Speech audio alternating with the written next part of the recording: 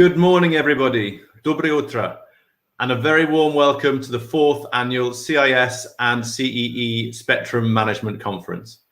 My name is Dan Kraft, and on behalf of everybody at Forum Global, I'd like to say how great it is to have you all with us today. Before we get started properly, I just wanted to mention something that is probably going to be very important for many of you watching, and that is the translation. So we have simultaneous translation available in English and in Russian for the duration of this conference. It's available using our translation partners Interactio. So you need to either download the app Interactio or go to the Interactio page app.interactio.io and enter the event code Spectrum. That will enable you to then follow the proceedings that are taking place in Russian, in English, and in English into Russian. So if you do need translation, then please do make use of that. And I think throughout the program, throughout all of the sessions, some of our speakers will be speaking in Russian, some of our speakers will be speaking in English. So please do make sure you're making use of that if you need it. Now, our plan initially for this year's conference was to hold it in person in St. Petersburg in Russia, where it was going to be hosted by Peter the Great, St. Petersburg Polytechnic University. For obvious reasons, however, in the end, this wasn't possible, and we've taken the decision to switch things to a virtual format and are holding it online in this way. We're delighted, however, to still be able to maintain the involvement of the university at the conference this year. They're a partner for the event, and we're hoping to be able to revisit our plans to bring the event to St. Petersburg for next year's edition of the conference, possibly in September. But for now, back to this year. We have a very busy program over the next 3 days, and we're really looking forward to some fantastic discussions over key bands and key topics for the region. And in a second, it's going to be my pleasure to officially open the conference and to get things moving by passing over to Albert Nalbandian, who's going to welcome our keynote speakers. But before we did that, there were just a few things I wanted to mention on the logistical side. First of all, I wanted to say a huge thank you to all of our sponsors and partners for the support of the event. You'll see the logos for all of our different sponsors and all of our partners on the screen next to me now. We really do appreciate the involvement of each and every one of them, and the event wouldn't be possible without them. So thank you all very much. I also wanted to mention the hashtag for the event. So as well as being broadcast here on the event platform, this event is also being streamed on Twitter via our Global Spectrum Series account. And for anyone who's joining in that way, hello and welcome. And if you wanted to tweet or post messages about the event on social media, please use the hashtag CIS Spectrum. Next, I wanted to mention the presentation and session recordings. So all of the recordings, all of the sessions that are taking place throughout the duration of the event are being streamed, are being recorded. And you will be able to download the recordings from all of the sessions and also view all of the presentations that are being made, which are going to be available to you almost immediately after the end of each session. So to find those, you can find a link to those on the reception page on the website here. And also there'll be a link sent to you by email. So you'll be able to watch back any sessions that you missed. And finally, before we get started, I wanted to just talk a little bit about the platform that we're using at the event here today. So for those of you who have participated at one of our online conferences before, you will know that the platform that we're using has been built to not only allow for the panels and the presentations to take place, but also to try and replicate some of the benefits that you get at a face-to-face event in terms of networking, interaction, side meetings, and exhibition stands and things like that. And we do invite you to please take advantage of all the opportunities and to get involved as much as possible in the various different sessions and different areas of the platform. And just before we started, to show you how you can do this and to show you how to make the most of your time with us, I just wanted to show a very short video guide. So we're just going to show that very quickly now, and hopefully that will help you make the most of your time with us.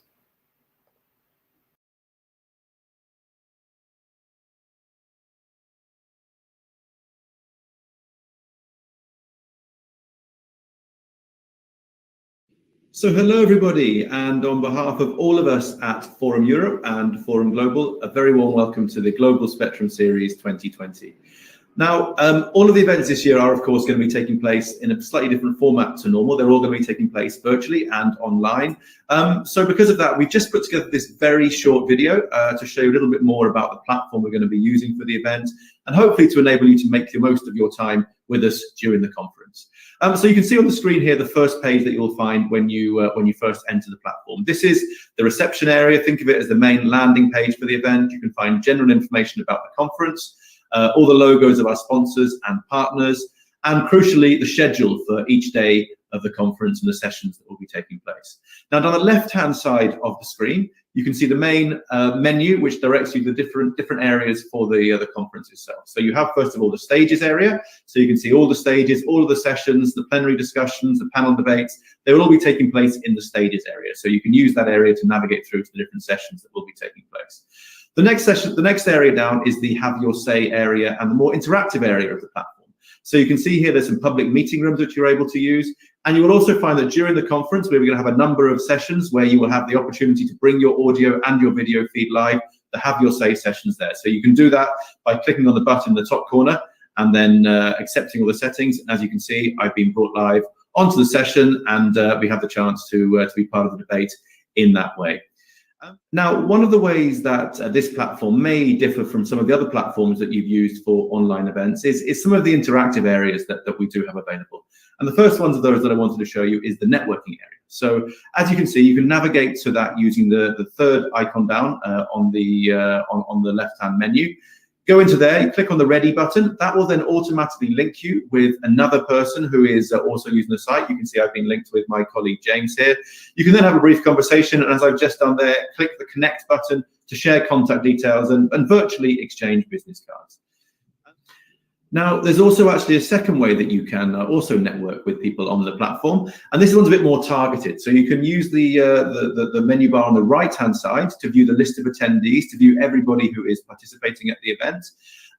You can then scroll through the people who are actually on the platform, find maybe a contact that you want to connect with by clicking on them, as I'm going to do very shortly now.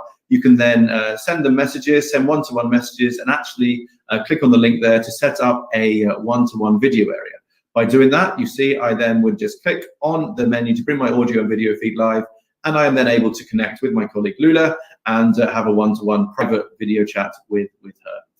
So moving back now to the left-hand menu, and the final area I wanted to show you is the exhibition area. So here you can find the information on all our different exhibitors, and you can find videos, presentations, different demonstrations they're giving. Click on the individual stand and you can see all of the information for that exhibitor by accessing that area there. So please don't forget to do that and check that area out at some point during the event. Finally, I just wanted to come back and talk a little bit more about a couple more of the interactive areas. So during all of the sessions, you will find on the right-hand side, both the chat area is available for general comments, for questions for the speakers, so please do post those in there. And we will also be running polls, which you can access using the tab on the right-hand side there, and you can vote on the different polls that are up there, which will then be brought into the discussion by the moderators during the event. So that's just about it. Thank you again for joining us. If you have any questions at all during your time with us, then please do not hesitate to contact any one of my colleagues using the chat function on the right-hand side of the screen. And we really look forward to the event, and thank you again for joining us.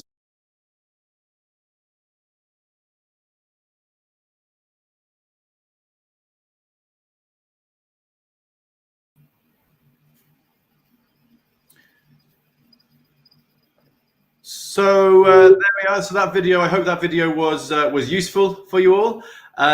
Just a quick way to show you some of the different features of the platform. And please, as I said, do make sure you're using that during your time with us at the event. So next up, I want to talk a little bit about the proceedings for today. So first of all, we're going to be starting very shortly now with our welcome and keynote presentations. That's going to be about an hour or so. And then we're going to be moving then on to our first session. After that, the first panel discussion, which is going to be looking specifically at spectrum policy and COVID-19, and looking at how regulators and connectivity providers have adapted to keep societies connected.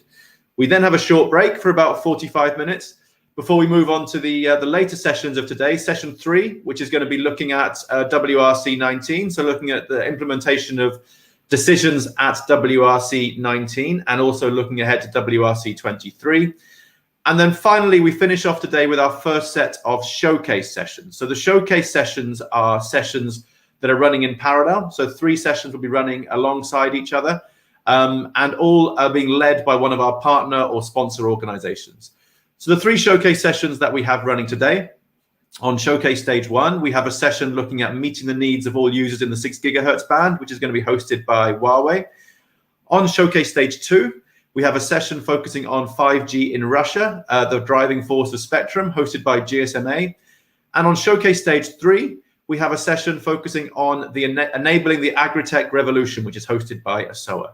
So those 3 will all be available for you to check out later on today. And yeah, as I said, they will be running in parallel, so you'll need to choose which of those you want to follow. But of course, they will be, as I said before, recorded, and you'll be able to catch up afterwards on any that you have missed.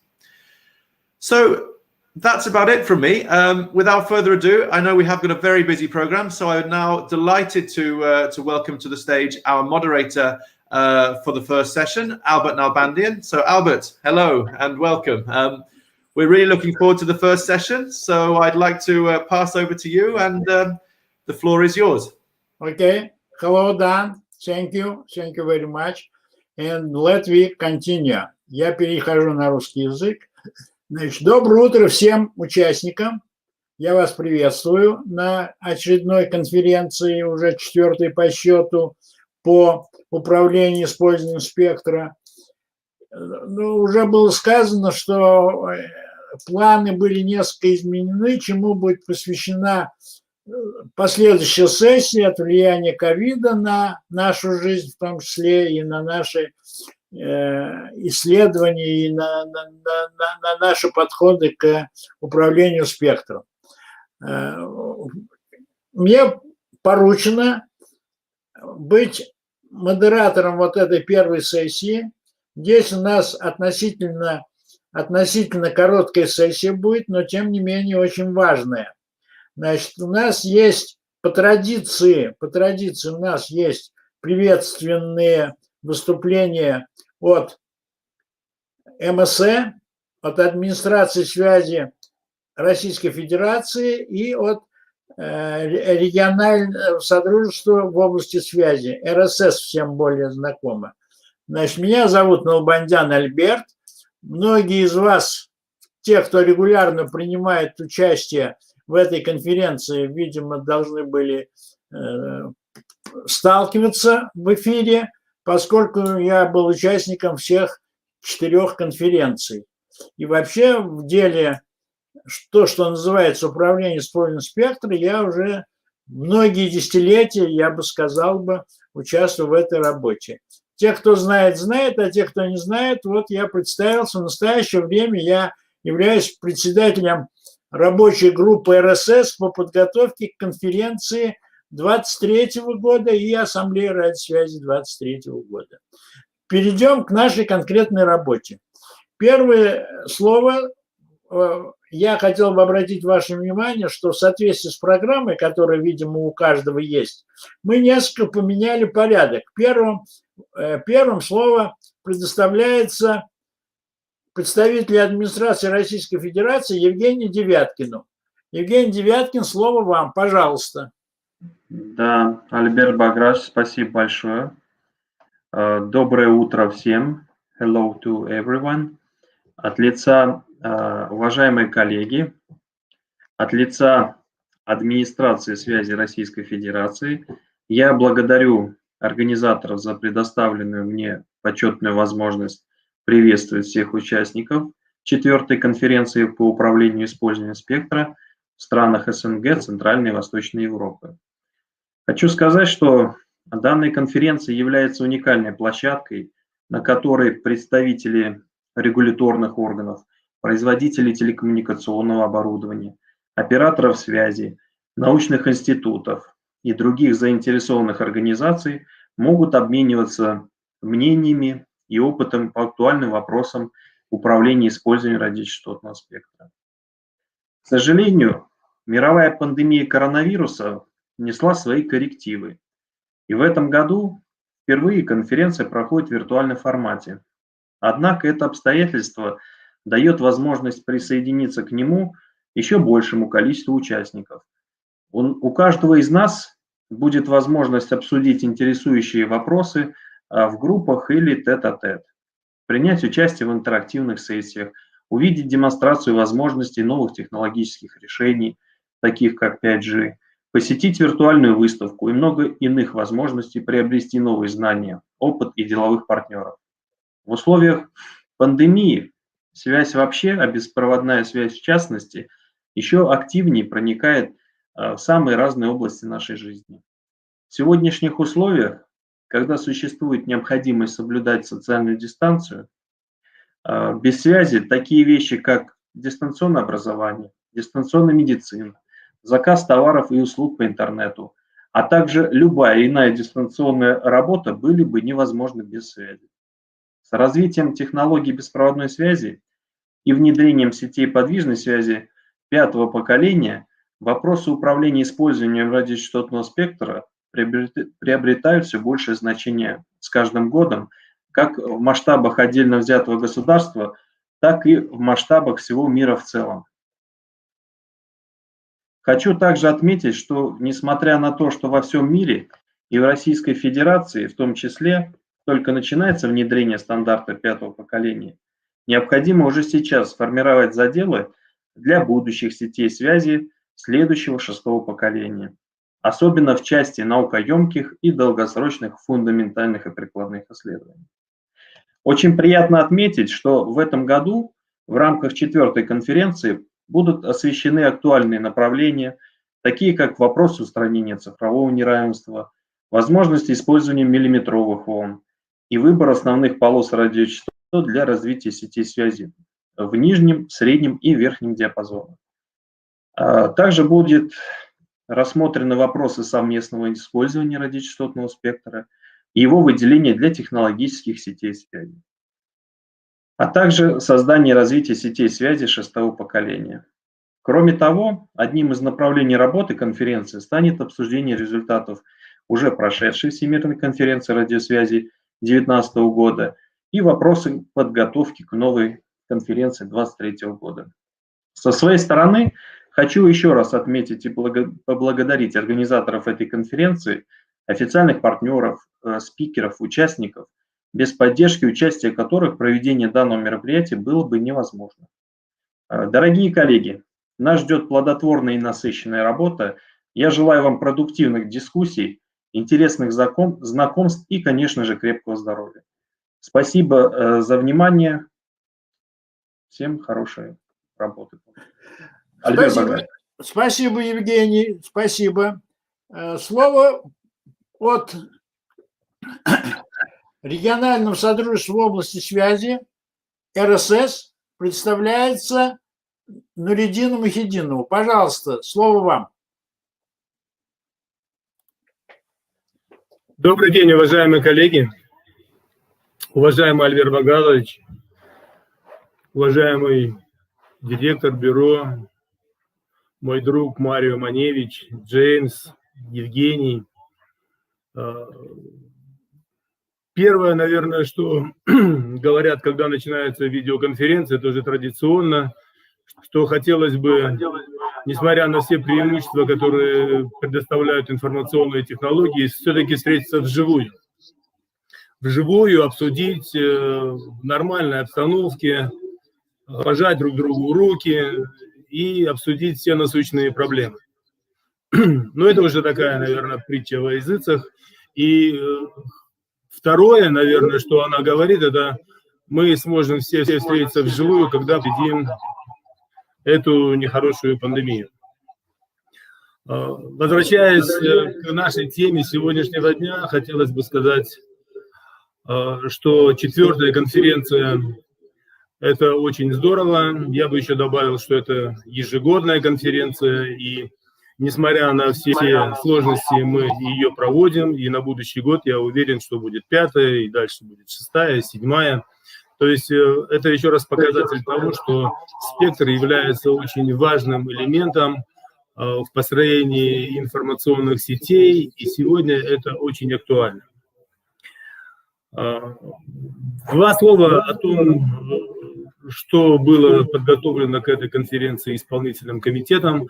Мы подготовили совместно со специалистами очень подробный доклад о проведенной работе на ВКР-19, о подготовительной работе, которая идет на КВКР-23. о тех задачах. И чтобы не вдаваться в детали, в подробности, я думаю, что специалисты более подробно еще во время обсуждения осветят эти вопросы. Но наша презентация, наш доклад есть на сайте мероприятия. Мы с Джеймсом договорились. Он будет размещен, и вы сможете всегда обратиться к нему. И я думаю, что в завершающий день конференции мы сможем ответить на вопросы, если такие появятся. Буквально несколько слов, может быть, о том, что нам нужно сделать в региональном содружестве совместно с Международным союзом электросвязи. Я вот просил бы, чтобы Марио Маневич услышал, потому что это совместная работа, которая смогла бы пролить свет на те особенности, которые сегодня есть в нашем регионе. Первое – это кадровый потенциал.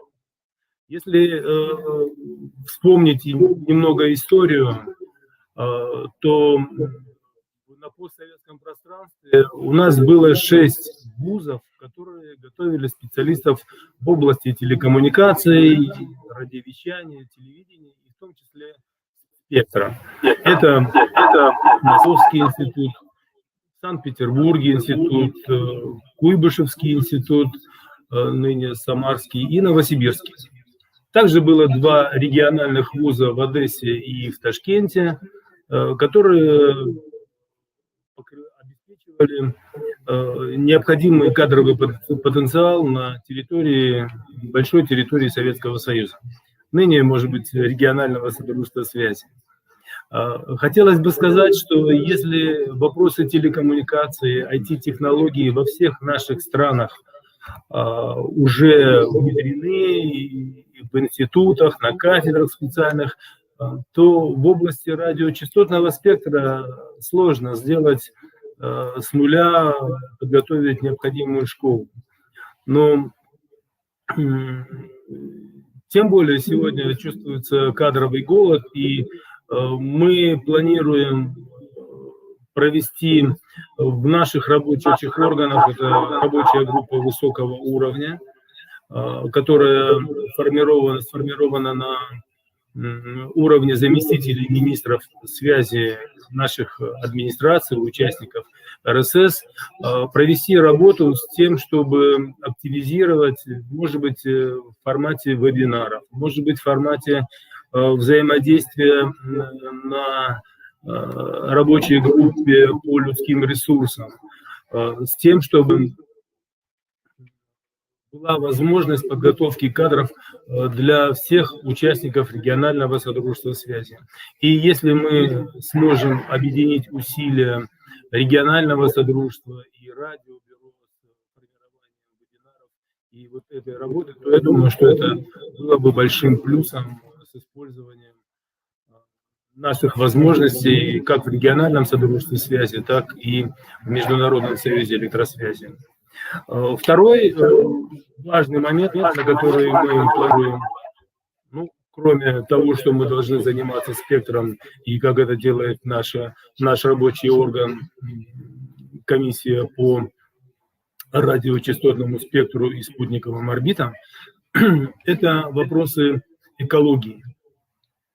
На сегодняшний день недостаточно активно и, может быть, достаточно широко, во всяком случае, в формате регионального содружества связи, обсуждаются вопросы экологического влияния спектра, особенно спектра в формате 5G на экологию. Есть случаи, когда возмущение людей с тем, что в первую очередь недостаточной освещенности, когда идут возмущения и претензии с тем, что базовые станции оказывают негативное влияние на здоровье людей. Здесь нужно проводить необходимую работу администрациям связи, необходимо проводить те разъяснения о том, что базовые станции соблюдаются со всеми нормами, которые утверждены в международных организациях, в МСЭ. Ну и, конечно, должно быть полное понимание, потому что без перехода к интернет вещей рост базовых станций как в городах, так и в спальных районах городов, этот процесс будет только лишь расширяться и увеличиваться. Еще направление, которое для нас является очень актуальным, это, конечно, изучение технологий будущего.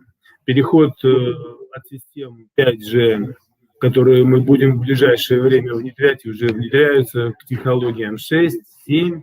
Это тоже расширение спектра, это скорости, это мощности. И все необходимые усилия, которые мы принимаем в региональном содружестве связи, они имеют, наверное, зеркальное отражение и в работе других региональных союзов, которые входят в международную связь. Вот эта небольшая такая наша презентация направлена на то, чтобы мы обсуждали вопросы сегодняшние, насущные, чтобы мы думали о том, что мы будем делать в будущем. И хочу пожелать всем успешной работе в нашей конференции. Сегодня День независимости в Казахстане. У наших коллег, у друзей мы поздравляем с Днем независимости.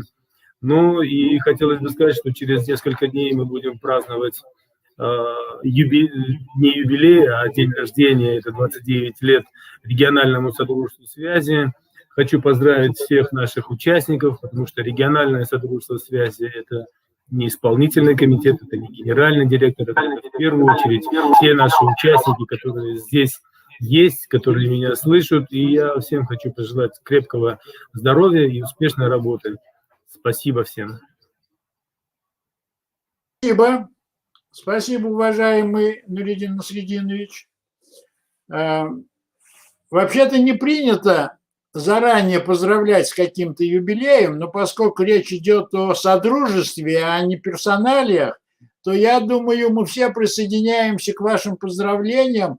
В первую очередь мы поздравляем вас как представителей РСС, а затем, значит, всех, кто имеет отношение к деятельности РСС.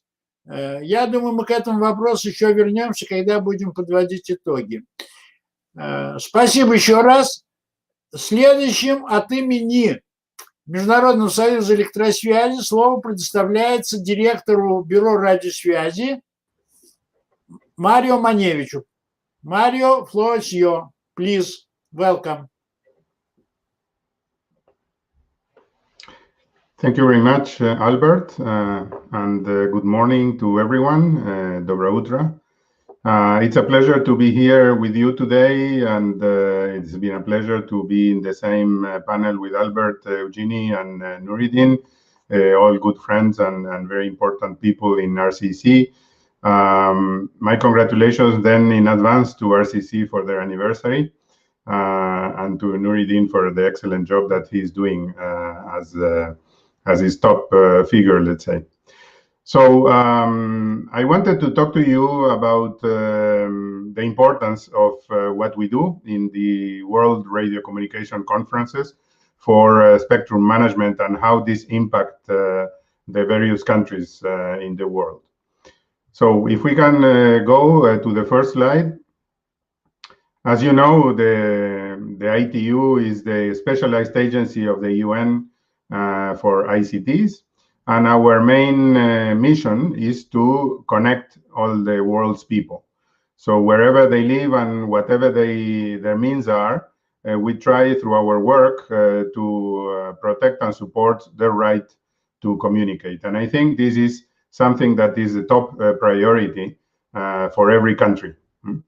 So if we see in the next slide the state of connectivity in the region, in particular in the CIS region, we see that only 20% of the people are using fixed broadband. So if we focus on the mobile broadband, which is what covers most of the population, In terms of coverage, we see that the CIS has 88.6% of the population that lives within the coverage area of a mobile broadband network. So this is a pretty good figure, as you can see there in the world ranking. It's a good one, and it's very close to the best ones. So in terms of coverage, we could say that there is, of course, room for improvement, but it is a good performance in the region. If we look into the usage, which is the next slide, normally the usage is less than the coverage because there are people that are not using the internet. So in this case, in the CIS, we have 73% of the population that uses the internet. So although there is an 11.4 coverage gap, there is a 15.6 usage gap. And this usage gap normally relates to issues like affordability.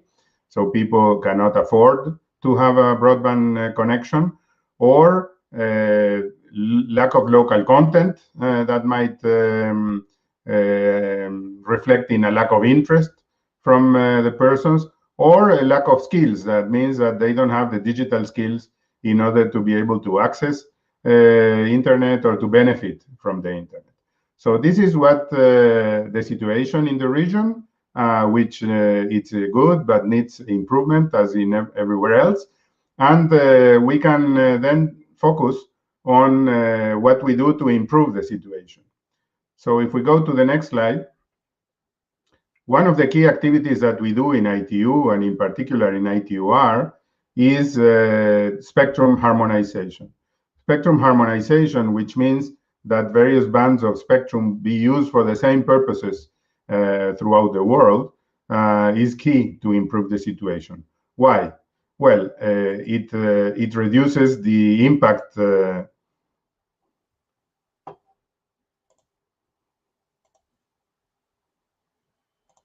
Sorry, I have a small cut. I hope I'm back.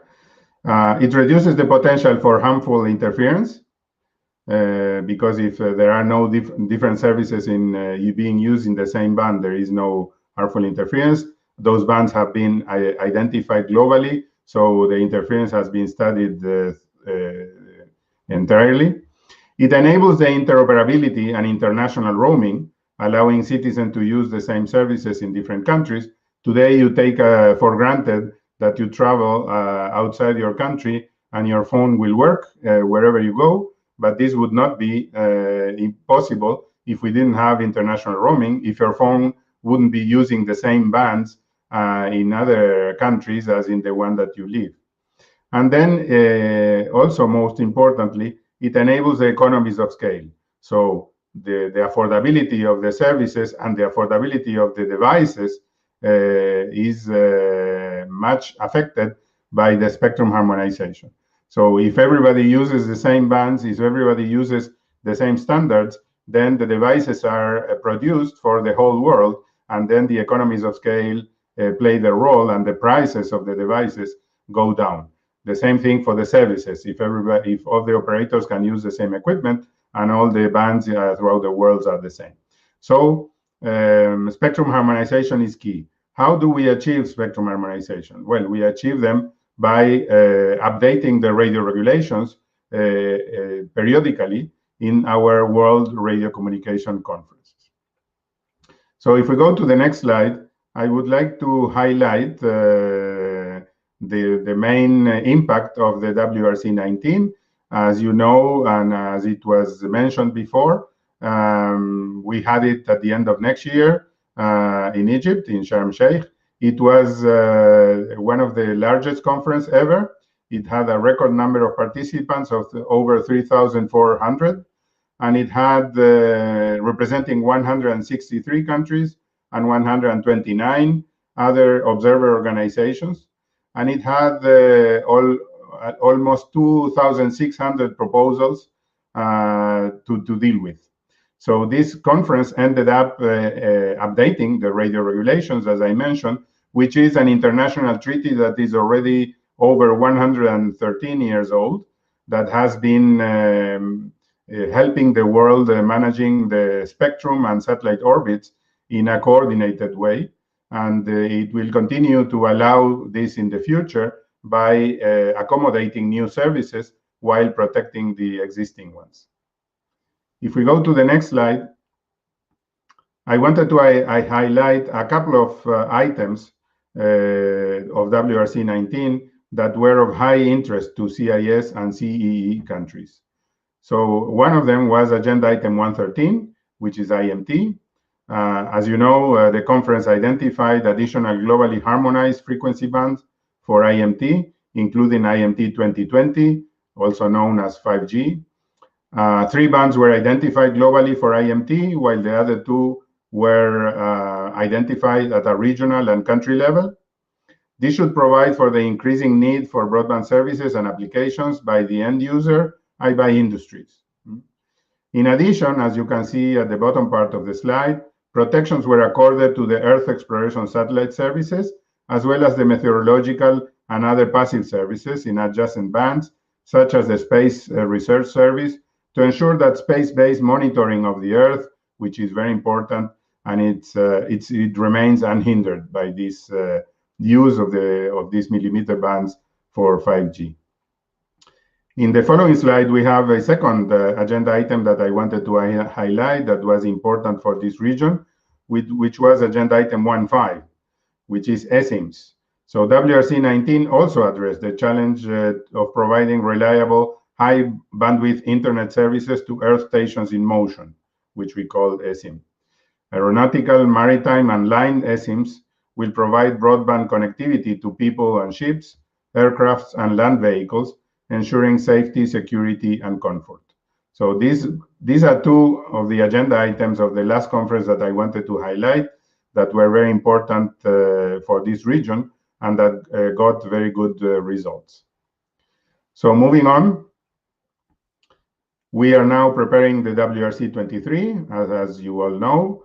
And then it started, as you can see at the top of this slide, with the agenda that was decided by WRC-19. And then we had the first session of the conference preparatory meeting for the 2023 that attributed the study responsibilities to the various study groups of the ITUR. And these study groups are now carrying on the studies despite the COVID-19. We have converted all the meetings of the study groups into virtual meetings, and people are being very cooperative in continuing with the work program despite this new environment. So we are having progress in the studies. This is the first year of the study period. And as you can see in the right-hand side, the regional groups are also starting their preparations for 2023, also in virtual mode. So everything is progressing despite the COVID-19 situation.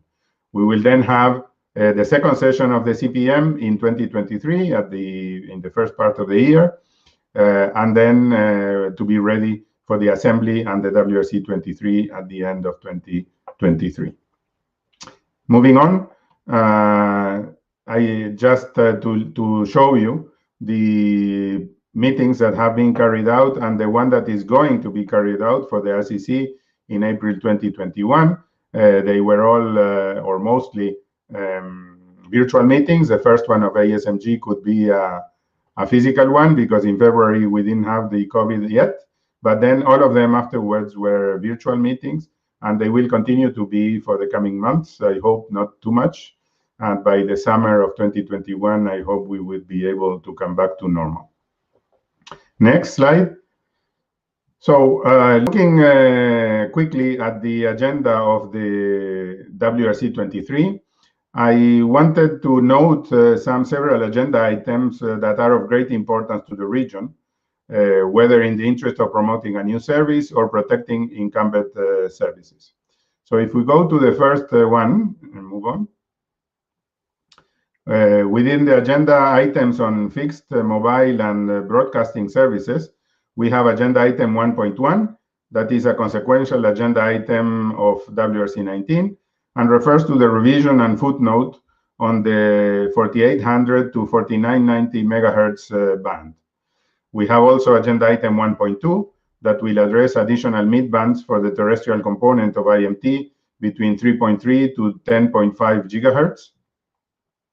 And one of the most contentious items of WRC 23 for Region 1 is here, which is Agenda Item 1.5. It will consider the revision of spectrum use and spectrum needs of existing services, such as broadcasting and mobile services in the UHF band and possible regulatory actions.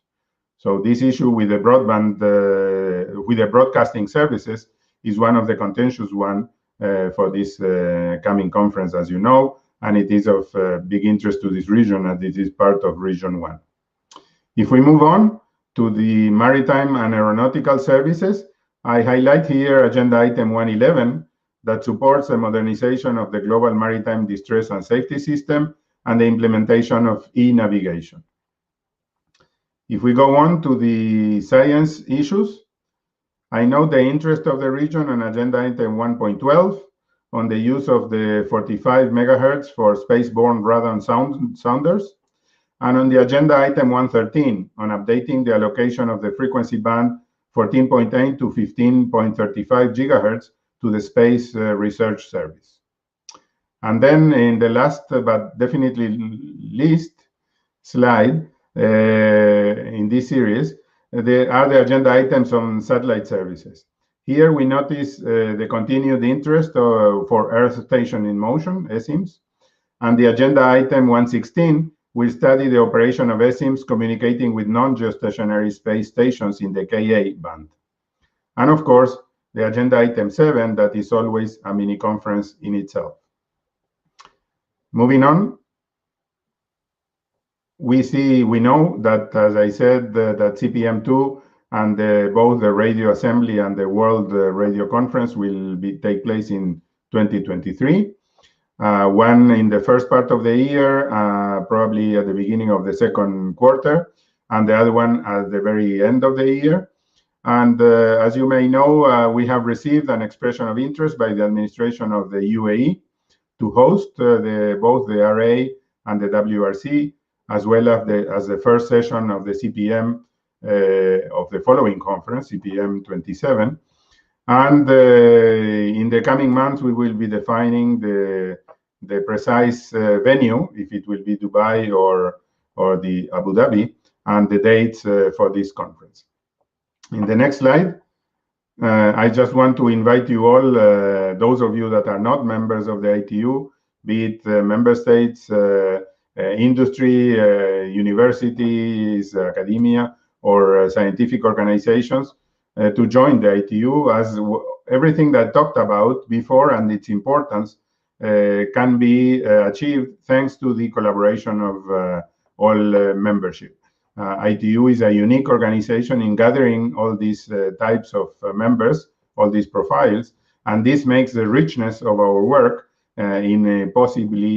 possible, and it makes our work and our results be useful for everybody, either users or operators or manufacturers or any type of actor in the radio communication sector.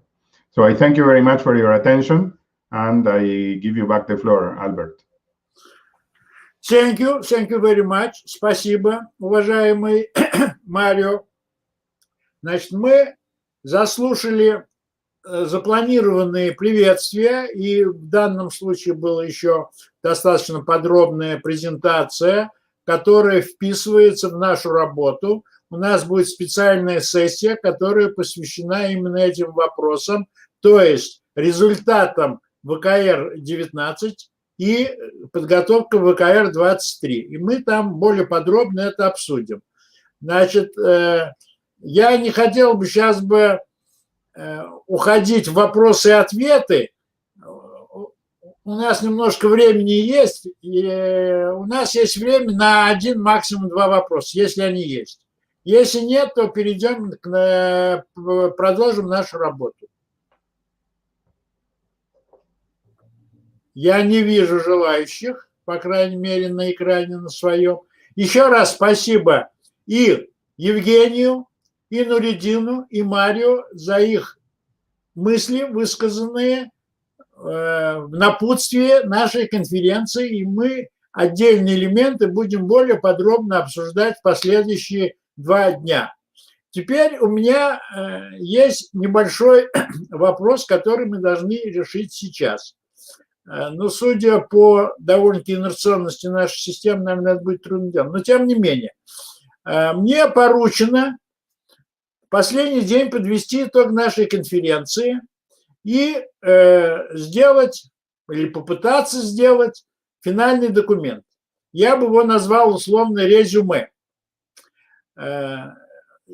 Я не знаю, насколько это реалистично иметь реакцию немедленную всех участников. Нужен ли нам такой документ или не нужен, или достаточно мы можем обменяться впечатлениями в общении на вот последней сессии. И, значит, есть возможность, что все участники, которые были сегодня, смогут принять в этом участие. Я не знаю, вот минуту я дам на размышление всем участникам. Если у кого есть соображения, да или нет, то, пожалуйста, в краткой форме. А если нет, то будем думать, что делать дальше.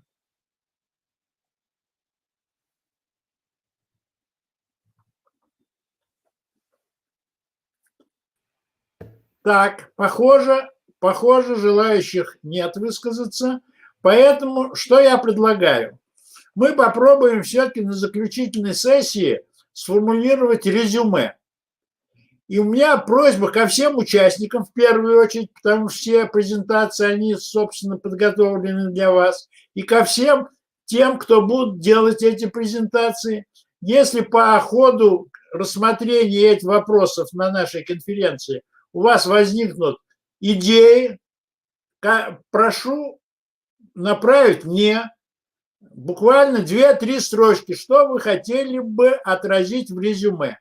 В частности, по какому-то вопросу. Сессия такая-то, вопрос такой-то, вот и там 3 строчки. И потом я попробую, если получу до финальной сессии такие материалы, я попробую их сформулировать, и мы тогда попробуем озвучить. А если нет, то мы по ходу дела будем обсуждать и думать, что можно будет включить в резюме.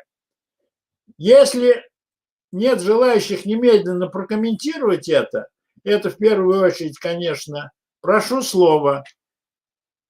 РСС просит слово, пожалуйста.